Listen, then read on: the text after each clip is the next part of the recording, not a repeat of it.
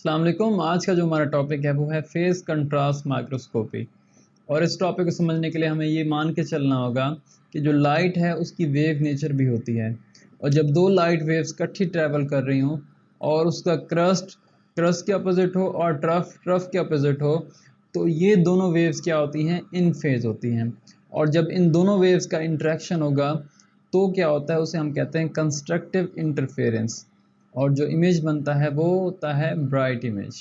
اور اس طرح جب دو ویوز کٹھی ٹریول کر رہی ہوں اور اس کا کرسٹ ٹرف کے اپوزٹ ہو اور ٹرف کرسٹ کے اپوزٹ ہو، تو ان دونوں ویوز کو ہم کہتے ہیں آؤٹ فیز، اور جب یہ دونوں ویوز ایک دوسرے کے ساتھ انٹریکٹ کریں گی تو اس کو ہم کہتے ہیں ڈسٹرکٹیو انٹرفیرنس، اور جو امیج بنتا ہے وہ ڈارک ہوتا ہے۔ تو یہ دو پوائنٹ بہت امپورٹنٹ ہوتے ہیں فیز کنٹراسٹ مائکروسکوپی کو سمجھنے کے لیے، یہ آپ لوگ نے یاد رکھنے ہیں۔ اسی طرح لائٹ کی کچھ اور پراپرٹیز بھی ہوتی ہیں جن کا جاننا بہت امپورٹنٹ ہے فیز کنٹراسٹ مائکروسکوپی کو سمجھنے کے لیے۔ اس میں سب سے امپورٹنٹ یہ ہے کہ جب لائٹ جو ہے دو ڈیفرنٹ میڈیم سے گزرتی ہے، مثلا ایک یہ میڈیا ہے مائکروب ہے، اس کا ریفریکٹیو انڈیکس زیادہ ہے، اور یہ ایئر ہے، اس کا ریفریکٹیو انڈیکس کم ہے، تو جب یہاں سے لائٹ پاس ہوگی تو اس میں کچھ چینجز آئیں گی۔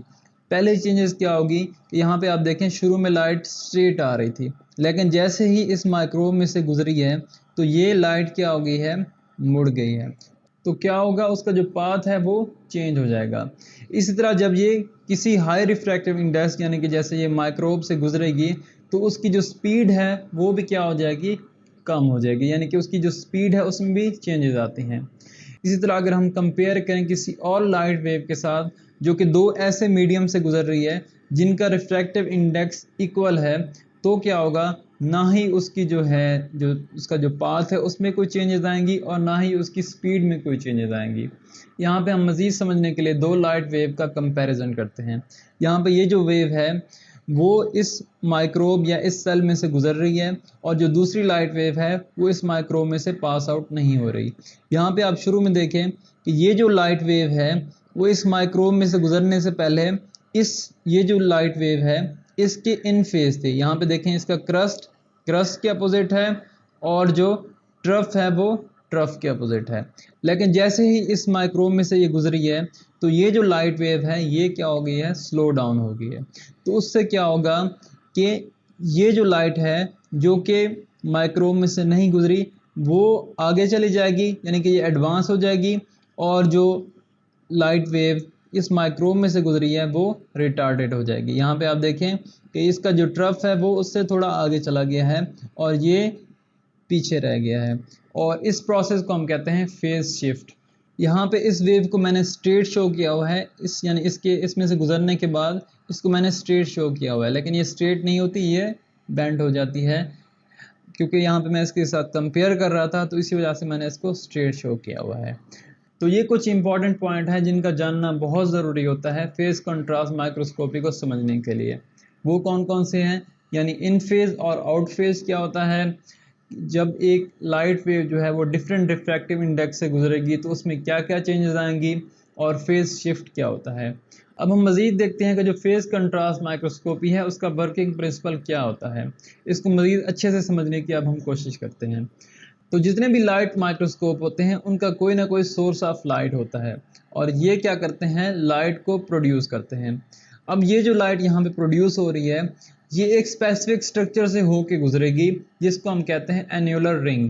اس کی کمپوزیشن کچھ اس طرح سے ہوتی ہے کہ یہاں پہ آپ لوگوں کو یہ جو لائٹ ایریا نظر آ رہا ہے، یہ ڈارک جو ایریا ہے یہاں سے لائٹ پاس آؤٹ نہیں ہوگی، یہ جو لائٹ ایریا ہے اس میں سے لائٹ پاس ہو جائے گی۔ جیسے یہاں پہ یہ ایریا ہے، یہاں سے لائٹ پاس ہوگی، یہاں سے لائٹ پاس نہیں ہوگی، اور یہ لائٹ جو یہاں سے گزرے گی وہ کنڈینسر لینس میں سے پاس ہوگی۔ ان لینس کا کیا کام ہوتا ہے؟ یہ لائٹ کو فوکس کرتے ہیں اسپیسیمن کے اوپر۔ اس کے بعد لائٹ آبجیکٹیو لینس میں سے گزرے گی، اور جو سب سے امپورٹنٹ اسٹرکچر ہوتی ہے فیز کنٹراسٹ مائکروسکوپی میں اس کو ہم کہتے ہیں فیز پلیٹ۔ تو لائٹ آبجیکٹیو لینس میں سے گزرنے کے بعد فیز پلیٹ میں سے گزرتی ہے۔ اب اس فیز پلیٹ کی کمپوزیشن کچھ اس طرح سے ہوتی ہے کہ اس کا یہ جو ایریا آپ لوگوں کو لائٹ ایریا نظر آ رہا ہے اس کو ہم کہتے ہیں فیز رنگ۔ اس کی دو طرح کی پراپرٹیز ہوتی ہیں۔ یا تو یہ جو فیز رنگ ہے یہ لائٹ کو سپیڈ اپ کر دیتا ہے یعنی ایڈوانس کر دیتا ہے، یا یہ کیا کرتا ہے جو لائٹ ہے اس کو سلو ڈاؤن کر دیتا ہے یعنی کہ اس میں ریٹارڈ کر دیتا ہے۔ تو آگے ہم دیکھیں گے کہ فیز کنٹراسٹ مائکروسکوپی میں فیز پلیٹ کی کیوں زیادہ امپورٹنس ہوتی ہے۔ تو یہ ہمارے پاس ایک گلاس سلائڈ ہے، اور جو گلاس سلائڈ ہے اس میں کچھ ایریا جو ہوتا ہے وہاں پہ سیلز پریزنٹ ہوتے ہیں، اور جو موسٹلی ایریا ہوتا ہے وہاں پہ کوئی سیل پریزنٹ نہیں ہوتا۔ تو جب یہاں سے اس سیل میں سے لائٹ پاس آؤٹ ہوگی، جیسے میں نے آپ لوگوں کو شروع میں بتایا تھا، ایک تو اس کا جو پاتھ ہے وہ چینج ہو جائے گا یعنی اس میں ڈائفریکشن ہوگی، اور دوسرا اس کی جو سپیڈ ہے وہ سلو ڈاؤن ہو جائے گی۔ لیکن یہ جو ایریا ہے اس میں سے جب لائٹ پاس ہوگی جہاں پہ کوئی سیل پریزنٹ نہیں ہے اس میں اتنی زیادہ چینجز نہیں آئیں گی، نہ ہی اس کا جو پاتھ ہے اس میں کوئی چینجز آئیں گی، اور نہ ہی اس کی سپیڈ کے اندر کوئی چینجز آئیں گی۔ جیسے آپ لوگ یہاں پہ دیکھیں کہ جب یہ جو لائٹ ہے اس اسپیسیمن یا اس سلائڈ میں سے جب گزرے گی تو وہ دو پاتھ میں ڈیوائیڈ ہو جائے گی۔ ایک وہ لائٹ ہوگی جو اس سیل میں سے گزر رہی ہے، جیسے یہاں پہ دیکھیں یہ جو سینٹرل ایریا ہے یہ وہ اس لائٹ کو شو کر رہا ہے جو کہ یہاں سے گزری ہے، اس سیل میں سے گزری ہے۔ یہ وہ لائٹ ہے جو کہ ڈائفریکٹ ہوئی ہے، جس کا پاتھ جو ہے چینج ہوا ہے، اور ساتھ ہی اس کی سپیڈ جو ہے وہ سلو ڈاؤن ہو جائے گی۔ لیکن یہ جو ڈارک لائٹ آپ لوگوں کو نظر آ رہی ہے یہ والی اور یہ والی، یہ وہ لائٹ ہے جو یہاں سے پاس ہوئی ہے، جس کا جو پاتھ ہے وہ دیکھیں یہاں پہ چینج نہیں ہوا، وہ ویسے کا ویسا ہے۔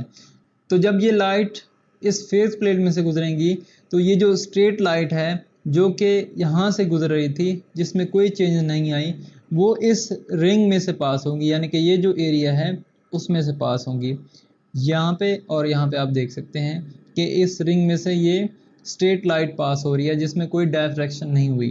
لیکن یہ والی جو سینٹرل ایریا آپ لوگوں کو یہاں پہ شو ہو رہا ہے جو کہ یہ وہ لائٹ ہے جس میں ڈائفریکشن ہوئی ہے، وہ اس مڈ ایریا میں سے گزرے گی جو یہاں پہ میں نے آپ لوگوں کو ڈارک شو کیا ہوا ہے۔ تو جیسے میں نے آپ لوگوں کو بتایا تھا کہ یہ جو فیز پلیٹ ہوتی ہے اس کی یہ جو فیز رنگ ہوتی ہے یہ دو طرح کی ہوتی ہیں، یا یہ کیا کرتی ہیں یہ جو اسٹریٹ لائٹ آ رہی ہے جو کہ یہاں سے پاس آؤٹ ہو رہی ہے کیونکہ یہ رنگ سے گزر رہی ہے، یا تو اس کو یہ سپیڈ اپ کر دیں گی یا کیا کریں گی یہ سلو ڈاؤن کر دیں گی۔ تو اس فیز رنگ کی اسی پراپرٹی کی بیس کے اوپر ایک اچھا کنٹراسٹ پروڈیوس ہوتا ہے، یعنی کہ یہ جو بیک گراؤنڈ ایریا ہے جہاں پہ کوئی سیل پریزنٹ نہیں ہے، اور یہاں پہ یہ جو فور گراؤنڈ ایریا ہے جہاں پہ ہمارے سیل ہیں، ان کے اندر ایک اچھا کنٹراسٹ ہوگا۔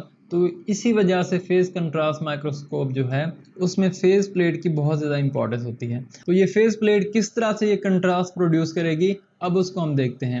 تو جیسے میں نے آپ لوگوں کو بتایا تھا کہ جب بھی لائٹ ویو کسی بھی ہائی ریفریکٹیو انڈیکس جیسے یہ مائکروب ہے یا سیل ہے اس میں سے پاس آؤٹ ہوگی تو اس کی سپیڈ بھی چینج ہوگی اور ساتھ ہی وہ کیا ہوگی ڈائفریکٹ ہو جائے گی۔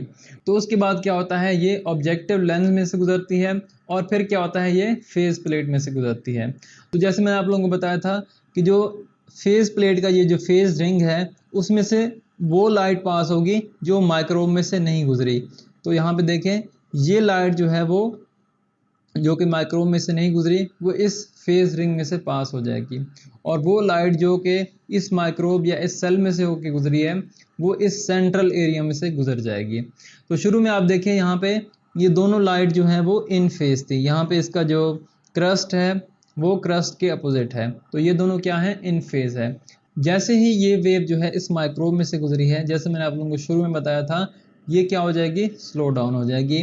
اب یہاں پہ دیکھیں یہاں پہ فیز شفٹ ہو گیا ہے، یہاں پہ یہ جو ویو ہے یہ آگے چلی گئی ہے اور یہ پیچھے ہو گئی ہے، تو اس کو ہم کہتے ہیں λ/4 فیز ریٹارڈیشن یا λ/4 فیز شفٹ ہوئی ہے، یعنی کہ یہ جو ویو ہے وہ λ/4 فیز پیچھے ہو گئی ہے۔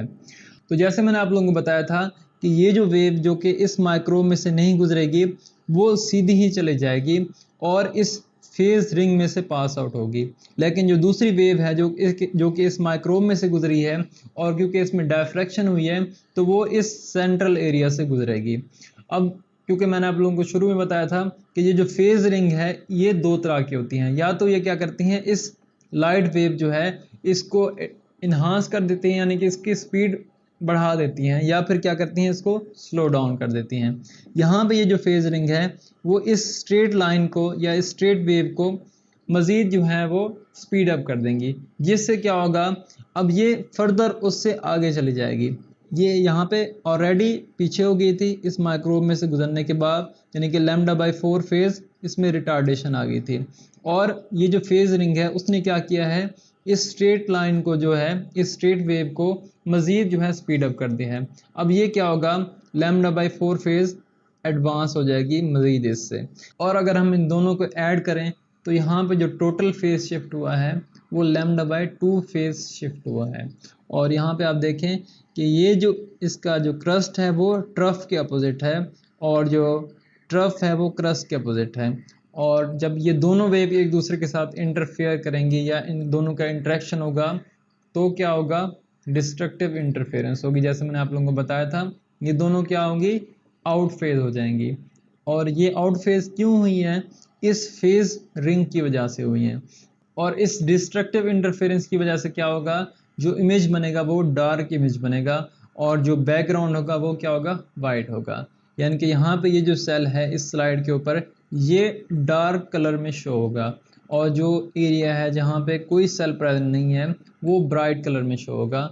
جیسے آپ یہاں پہ دیکھ سکتے ہیں کہ یہاں پہ یہ جو سیل ہے وہ ڈارک کلر میں شو ہو رہا ہے، اور جو بیک گراؤنڈ ہے وہ برائٹ ہے. تو یہاں پہ یہ ایک اچھا کنٹراسٹ بن گیا ہے، جس سے کیا ہوگا، ہمیں سیل ایزیلی نظر آ جائے گا.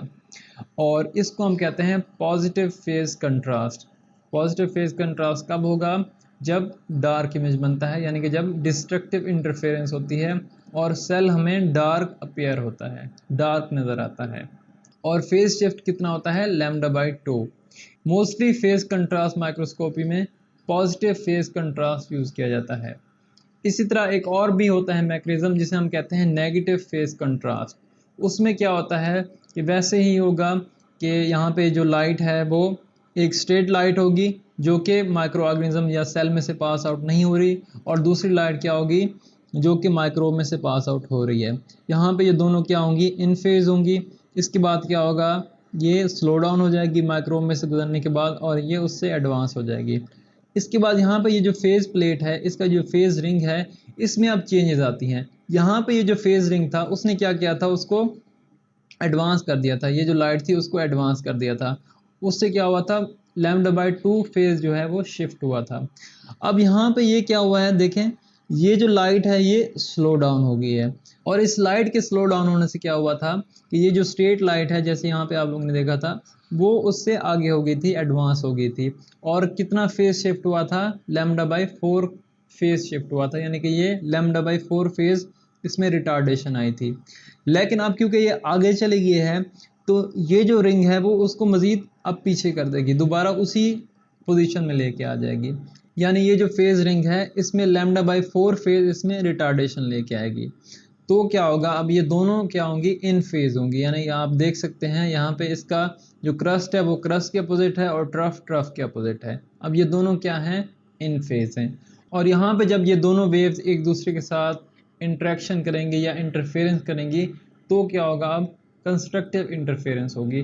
اب یہاں پہ یہ جو ہے ہمارے پاس سیل یا جو مائکروب ہے، اس کا جو امیج ہے وہ برائٹ اپیئر ہوگا، لیکن جو ہمارے پاس بیک گراؤنڈ ہے وہ ڈارک اپیئر ہوگا، کچھ اس طرح سے. اور اس کو ہم کہتے ہیں نیگیٹو فیز کنٹراسٹ. تو یہ دو امپورٹنٹ ٹائپس ہوتی ہیں فیز کنٹراسٹ مائکروسکوپی کی. اور یہ مائکروسکوپی بہت امپورٹنٹ ہوتی ہیں کیونکہ اس میں ہمیں سٹیننگ کرنے کی ضرورت نہیں پڑتی، کیونکہ یہاں پہ اس فیز شفٹ کی وجہ سے کیا ہوتا ہے، یا ان ڈفرینٹ ریفریکٹیو انڈیکس کی وجہ سے کیا ہوتا ہے کہ یہ جو مائکروب ہیں اور جو بیک گراؤنڈ ہے اس میں ایک اچھا کنٹراسٹ پیدا ہو جاتا ہے. ایون جو اس کے اندر آرگنیلیز ہوتی ہیں سیلز کے اندر، وہ بھی اچھے سے ہمیں نظر آتی ہیں. تو آئی ہوپ آپ لوگوں کو فیز کنٹراسٹ مائکروسکوپی سمجھ آ گئی ہوگی. اگر یہ ویڈیو پسند آئی ہے تو میرے چینل کو سبسکرائب کریں، اپنے دوستوں کے ساتھ شیئر کریں. اپنا خیال رکھیں. اللہ حافظ.